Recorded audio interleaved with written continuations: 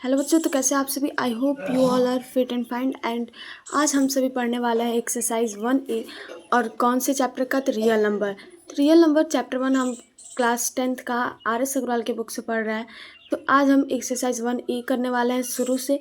और आज हम बहुत ही मतलब कि ये जो एक्सरसाइज है इसके अंदर मिसलेनियस क्वेश्चन है, यानी कि जो भी हम 1D तक पढ़े हैं उसका सारा का सारा मिक्स क्वेश्चन इस एक्सरसाइज के अंदर है।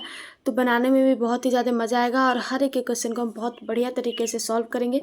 तो चलिए बिना किसी देर के वीडियो को स्टार्ट करते हैं। तो यहाँ पर सबसे पहला क्वेश्चन हमें दिया गया है, स्टेट एक Euclid's division lemma.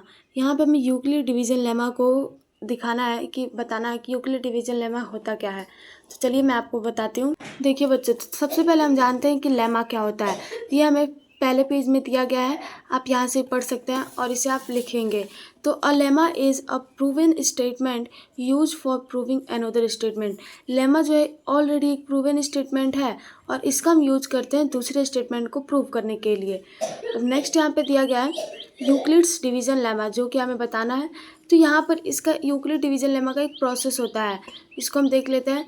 For any two given positive integer a and b there exist unique whole numbers q and r such that. तो यहाँ पर किसी भी दो पॉजिटिव इंटीजर्स के लिए a और b के लिए यहाँ पर होल नंबर जो है वो q और r हम सपोज करते हैं। और इक्वेशन जो होता है वो कुछ इस तरीके से बनता है, a equal to b q plus r. ये बेसिकली कोई फॉर्मूला नहीं है, यहाँ पर हम जो बचपन से पढ़ते आ रहे हैं, dividend is equal to divisor into quotient plus remainder. Same यही चीज़ है यहाँ पर भी, क्या डिविडेंट की जगह पे ए लिखा है, डिवाइजर की जगह पे बी, क्वोशिएंट की जगह पे क्यू और रिमाइंडर की जगह पे आर। तो अब उसके नेक्स्ट स्टेप में हम यहाँ पे जो भी हमें क्वेश्चन दिया गया होगा उसको हम डिवाइड करेंगे और फिर उसके बाद से यहाँ पर हम उसका डिविडेंट डिवाइजर मतलब सेम यही फार्मूला जो है अप्लाई करेंगे। फिर उसके बाद से अगर वो कम्प्लीटली डिवाइड नहीं होगा तो फिर सेकेंड टाइम हम फिर से डिवाइड करेंगे और फिर उसके बाद से लास्ट में वो कम्प्लीटली डिवाइड हो जाएगा। और फिर उसके बाद से हम इसे लिख देंगे कि ये जो है यूक्लिड डिवीज़न लेमा से प्रूफ हो गया है।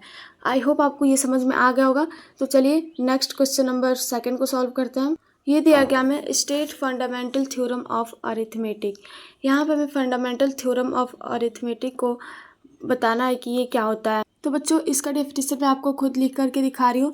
तो यहाँ पर देखिए क्या होगा, every integer greater than 1 can be uniquely expressed as a product of prime numbers up to the order of the factor. यहाँ पर जो हर एक इंटीजर होता है वो एक 1 से बड़ा होता है। जैसे कि आपने देखा होगा कि 1 2 3 4 इंटीजर आगे बढ़ते जाता है और वो सारे के सारे जो है अनइक्वली एक्सप्रेस्ड किए जाते हैं और वो प्रोडक्ट होता है प्राइम नंबर्स का। और up to the order of the factor, जिस तरीके से उसका फैक्टर होता है उसी तरीके से उसी ऑर्डर में उसको प्रोडक्ट ऑफ प्राइम नंबर्स को हम एक्सप्रेस करते हैं। आई होप आपको ये समझ में आ गया होगा और आप इसे कॉपी में नोट कर लेंगे। और ये वैसे एग्जाम में पूछता नहीं है, लेकिन बस आपको बुक में दिया गया है तो आप इसे नोट कर लेंगे।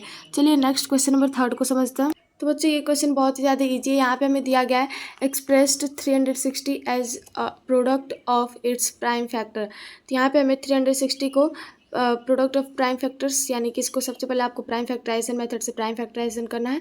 बहुत सिंपल है, चलिए सॉल्व करते हैं। तो बच्चों यहाँ पर अब हमें क्या करना पड़ेगा कि इसका प्राइम फैक्टराइजेशन करना है। तो यहाँ पे आप सबसे पहले लिखेंगे 360 और उसके बाद से इसको आपको जैसे आप एलसीएम लेते हैं फैक्टर निकालते हैं वैसे इसको भी फैक्टर निकालना है। तो 2 से पहले करेंगे तो 180 आएगा, फिर 2 से इसको डिवाइड करना है, फिर ये 90 आ जाएगा सबसे स्मॉलेस्ट नंबर से। फिर 2 से करेंगे तो ये आ जाएगा आपका 45। अब ये तो 2 से नहीं कटेगा इसलिए आप 3 से ट्राई करेंगे तो ये आ जाएगा 15। फिर 3 से करेंगे तो ये आ जाएगा 5 और लास्ट में बच गया 5, तो ये हो जाएगा 5 से 1 बार में। लास्ट में कैसे भी करके 1 आना चाहिए। तो अब आप यहाँ पे देखिए क्या क्या नंबर्स दिए गए हैं। तो 360 equal to 2 into 2 into 2 into 3 into 3 into 5। तो अब यहाँ पर आपको क्या करना पड़ेगा कि जो नंबर्स हैं इसको आपको इस तरीके से लिख लेना। 2 कितने टाइप से 3, तो 2 की पावर 3 मल्टीप्लाई 3 कितने टाइम से 2, तो 3 की पावर 2 मल्टीप्लाई 5। तो ये हो जाएगा हमारा आंसर, जो कि हमें लिखना था इसे product of its prime factor. तो आई होप समझ में आ गया होगा आपको ये क्वेश्चन। तो चलिए नेक्स्ट क्वेश्चन नंबर 4 को सॉल्व करते हैं। सो बच्चों 4 में दिया गया है if A and B are two prime numbers then find HCF a b. तो यहाँ पे हमें ए और बी दोनों प्राइम नंबर्स दिए गए हैं और यहाँ पे हमें इसका HCF फाइंड करना है। किसका HCF? ए और बी का HCF फाइंड आउट करना है। सो बच्चों यहाँ पे सबसे पहले आप एक चीज़ समझिए, जो कि है आपको दिया गया है ए एंड बी, ये दोनों के दोनों जो है वो प्राइम नंबर्स हैं। तो जैसे कि ए और बी को आप यहाँ पे आप सपोज कर लीजिए, ए जो है उसको आप 2 मान लीजिए, 2 जो है एक प्राइम नंबर है, एंड 3 ये भी एक प्राइम नंबर है। इसी तरीके से आप किसी भी नंबर को ले सकते हैं, 70 ले सकते हैं और 19 ले सकते हैं। तो जब आप इन दोनों जो नंबर्स इनका जब आप HCF निकालेंगे, HCF क्या आएगा? 1 आएगा। तो यानी कि हमें इससे ये पता चलता है कि आप किसी भी प्राइम नंबर का अगर आप HCF निकालते तो 1 आएगा। तो सीधी सी बात है, जब हम ए और बी का HCF निकालेंगे, जब दोनों प्राइम नंबर है, तो इसका भी HCF जो है वो 1 आएगा। आई होप आपको समझ में आ गया जो मैं समझाने की कोशिश कर रही हूँ। तो चलिए ये हो गया हमारा क्वेश्चन सॉल्व। तो नेक्स्ट क्वेश्चन को सॉल्व करते हैं। तो 5th नंबर दिया गया हमें if A and B are two prime numbers then find LCM a b. तो यहाँ पे हमें ए और बी दोनों प्राइम नंबर दिए गए हैं और यहाँ पे हमें HCF नहीं LCM फाइंड करना है ए और बी का। चलिए इसे भी सॉल्व करते हैं। तो बच्चों यहाँ पर भी हमें ए और बी का क्या फाइंड करना है? LCM। ए एंड बी का LCM फाइंड आउट करना है। तो यहाँ पर LCM के लिए अब क्या करेंगे? HCF तो इन दोनों को निकालेंगे तो 1 आएगा, लेकिन जब आप 2 और 3 का आप LCM करेंगे तो ये हमेशा मल्टीप्लाई करेंगे तभी जाके इसका LCM आएगा। 2 × 3 करेंगे क्योंकि किसी दूसरे नंबर से तो ये कटने वाला नहीं है। 17 और 19 भी किसी दूसरे नंबर से कटेगा नहीं, बस 1 से और 17 से कटेगा। तो इसलिए आप इसका हमेशा मल्टीप्लाई करेंगे। तो यहाँ पर भी क्या करेंगे? आप ए और बी का मल्टीप्लाई कर देंगे तो ये आ जाएगा आपका AB, जो कि हो जाएगा आपका LCM। आई होप आपको समझ में आ गया होगा। चलिए नेक्स्ट क्वेश्चन नंबर 6 को सॉल्व करते हैं। तो इसके अंदर हमें दिया गया है if the product of two numbers is 1050 and their HCF is 25 find their LCM। यहाँ पे हमें प्रोडक्ट ऑफ टू नंबर दिया गया है, HCF दिया गया है और हमें LCM फाइंड आउट करना है। बहुत ईजी, बहुत सिंपल क्वेश्चन है। चलिए सॉल्व करते हैं साथ में। तो बच्चों यहाँ पे हमें प्रोडक्ट ऑफ टू नंबर दिया गया है, HCF दिया गया है और हमें निकालना है LCM फाइंड आउट करना है। तो इसके लिए आपको फार्मूला मैं आपको बताई थी। कौन सा फार्मूला लगाएंगे आप? बहुत सिंपल है। यहाँ पे आपको क्या करना है? First number into second number is equal to LCM into HCF। यहाँ पे हमें प्रोडक्ट ऑफ टू नंबर यानी फर्स्ट नंबर और सेकेंड नंबर का प्रोडक्ट ऑलरेडी गिवन है 1050 इक्वल टू LCM हमें फाइंड आउट करना है और HCF हमें गिवन है 25। तो LCM इज इक्वल टू हो जाएगा आपका 1050 अपॉन में 25। अब आप इसको कटा लेंगे तो LCM जो है वो आपका आ जाएगा 42। आई होप बच्चों आपको ये क्वेश्चन समझ में आ गया होगा। तो चलिए नेक्स्ट क्वेश्चन नंबर 7 को सॉल्व करते हैं। तो यहाँ पे हमें बताना what is a composite number. फिर से यहाँ पे डेफिनेशन लिखना है कंपोजिट नंबर क्या होता है। बहुत ईजी है, मैं आपको समझाती हूँ। यहाँ पे हो जाएगा कंपोजिट नंबर का definition, a whole number that has more than 2 factors is called composite number. तो यहाँ पर होल नंबर वो भी जो फैक्टर होना चाहिए वो 2 से ज़्यादा होना चाहिए, क्योंकि 2 से कम तो वो प्राइम नंबर कहलाएगा, लेकिन जो फैक्टर होगा 2 से ज़्यादा होगा तभी उसको हम कंपोजिट नंबर कहेंगे। फॉर एग्जांपल यहाँ पर 2 और 3 इन दोनों के तो 1 फैक्टर है, इसलिए प्राइम नंबर नहीं होगा। लेकिन यहाँ पे 4 का जो है कई फैक्टर्स है, 1 है, 2 है और 4 है, यानी 3 फैक्टर्स है। मोर देन 2 है तो इसलिए ये जो है हमारा कंपोजिट नंबर हो जाएगा। आई होप आपको समझ में आ गया होगा। चलिए नेक्स्ट क्वेश्चन नंबर 8 को सॉल्व करते हैं। तो बच्चों 8 में दिया गया है if A and B are relatively prime then what is their HCF। अगर ए और बी जो है रिलेटिवली प्राइम है तो उसका HCF क्या होगा। अभी मैं आपको बताई थी प्राइम नंबर के लिए क्या करते हैं। तो बच्चों यहाँ पर हम क्या करेंगे कि आपको मैं अभी बताई थी प्राइम नंबर किसी भी नंबर का लेना। यहाँ पे हमें ए एंड बी का फिर से HCF पूछा गया है, तो ये जो है रिलेटिवली प्राइम है तो इसका भी HCF जो होगा वो 1 ही होगा। आई होप समझ में आ गया होगा। चलिए नेक्स्ट क्वेश्चन नंबर 9 को सॉल्व कर लेते हैं। तो यहाँ पर हमें दिया गया है कि if the rational number a upon b has a terminating decimal expansion what is the condition to be satisfied by b। तो यहाँ पर एक रेशनल नंबर है a बाई b, तो ये जो एक टर्मिनेटिंग डेसिमल एक्सपेंशन है तो यहाँ पर हमें ये फाइंड करना है कि क्या कंडीशन होगा बी को सेटिस्फाइड करने के लिए। तो चलिए इसको भी सॉल्व कर लेते हैं। तो बच्चों, जब कभी भी टर्मिनेटिंग डेसिमल की बात हो तो यहाँ पर आपको एक चीज़ ध्यान देना है कि अगर आपको ये बताना है कि ये टर्मिनेटिंग डेसिमल है तो उसका जो ये जो है, मान लो a/b है, तो a जो है ये आपका न्यूमरेटर है, b जो है आपका डिनोमिनेटर है। तो डिनोमिनेटर का आपको सबसे पहले लेना पड़ता है, इसका प्राइम फैक्टराइजेशन करना पड़ता है, और फिर उसके बाद से इसको देखना पड़ता है कि ये जो है आपका 2m इंटू 5n में है कि नहीं है। अगर इस फॉर्म में अगर वो है तो तब जाके वो हम इसे कह सकते कि टर्मिनेटिंग डेसिमल, अगर नहीं है तो ये टर्मिनेटिंग डेसिमल नहीं है। तो इसके लिए भी हमें सेम यही प्रोसेस करना है। तो यहाँ पे आप लिखेंगे द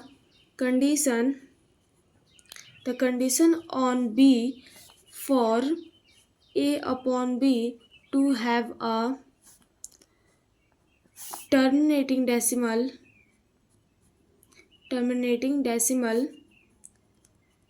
कौन कौन सी कंडीशन जो है टर्मिनेटिंग डेसिमल एक्सपेंशन के लिए यूज होगा। Expansion is that B, same यही जो है हमें लिख देना इसको। तो B can be expressed in the form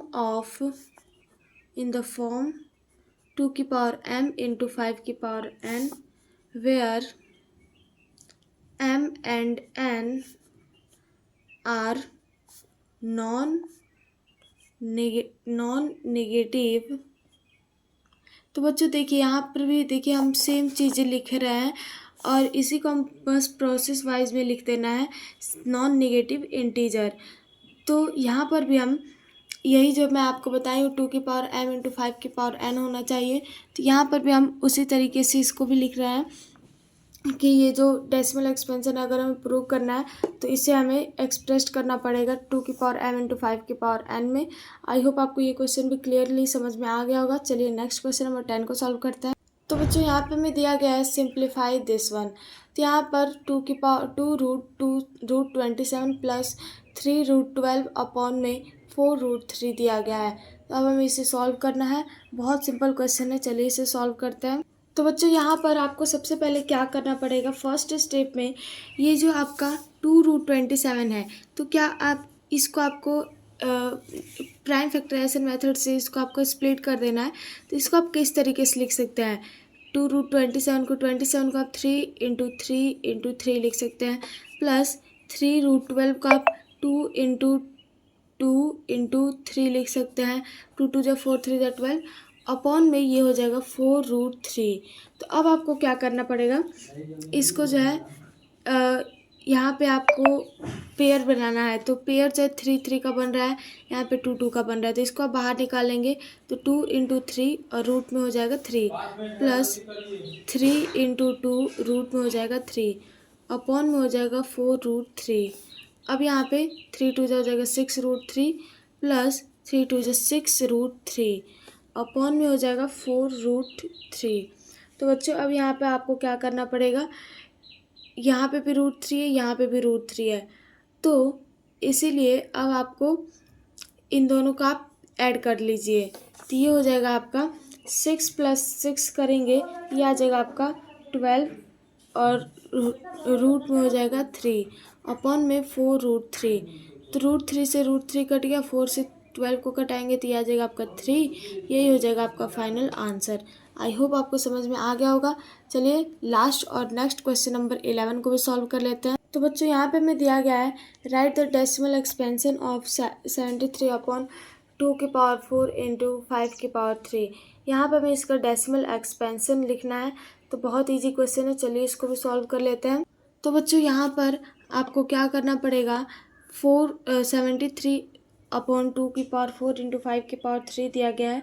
तो सबसे पहले आप ये जो नीचे वाले दिए गए हैं इसको आप इक्वल करेंगे। यहाँ पे 2⁴ दिया गया है, तो 73 अपॉन में 2⁴ इंटू 5⁴ करेंगे। तो यहाँ पे आप कैसे करेंगे, ऊपर में भी एक 5 को बढ़ा लेंगे, तो इससे 5 और 5 नीचे पड़ा है तो कट जाएगा, तो 1 हो जाएगा, तो इससे कोई फ़र्क नहीं पड़ेगा। अब यहाँ पर इसको मल्टीप्लाई करेंगे तो ये आ जाएगा आपका 365 अपॉन में 2 इंटू 5 की पावर 4। अब उसके बाद से 365 अपॉन में हो जाएगा 10 की पावर 4 इक्वल टू 365 अपॉन में 10,000 इक्वल टू 0.0365। ये हो जाएगा हमारा डेसिमल में, हमने इसे कन्वर्ट कर दिया। आई होप आपको ये सारे क्वेश्चन जब बहुत अच्छे से क्लियर समझ में आ गया होगा। तो बच्चों आज के इस वीडियो में बस हम यही तक समझेंगे और नेक्स्ट वीडियो में हम कोशिश करेंगे कि पूरे एक्सरसाइज को कंप्लीट कर दें। और फिर आपको कैसा लगा, ये सारे के सारे क्वेश्चन समझ में आया कि नहीं, आप कमेंट बॉक्स में रिव्यू ज़रूर दीजिएगा। और आपको अगर वीडियो अच्छा लगा होगा तो मेरे चैनल को सब्सक्राइब, लाइक और अपने किसी भी फ्रेंड्स के साथ शेयर कर दीजिए ताकि उसका भी भला हो जाए। मिलते हैं नेक्स्ट वीडियो में, तब तक के लिए जय हिंद, जय Bharat. Thank you everyone, thank you so much.